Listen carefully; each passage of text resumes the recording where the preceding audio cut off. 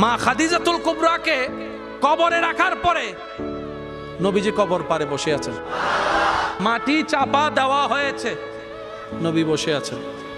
সাহাবায়ে কেরাম বলে, ইয়া রাসূলুল্লাহ, অনেকক্ষণ হয়েছে, এবার আসেন ঘরে।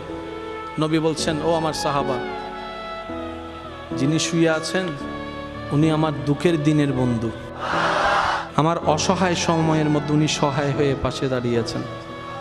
সবাই যখন আমার উপর আঘাত করছে, এই আঘাতের রক্তটা উনি মুছিয়ে দিয়েছেন। উনি আমার জন্য একটা শক্তি হয়ে দাঁড়িয়েছেন। আমার খাদিজা, আমার স্ত্রী, তোমাদের উম্মাহাতুল মুমিনিন। ইয়া রাসূলুল্লাহ, একটু ঘরে আসেন। নবী বললেন, একটু পরেই ওনার কবরে ফেরেশতা আসবে প্রশ্ন করার জন্য। আমি নবী বসে আছি, আমার খাদিজার প্রশ্নের উত্তর আল্লাহর হুকুমে খাদিজার পক্ষ হয়ে আমি নবী উত্তর দেওয়ার জন্য।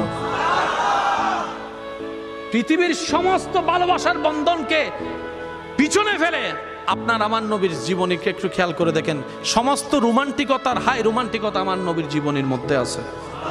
আমরা নিতেও জানি নাই, পালনও করতে জানি নাই।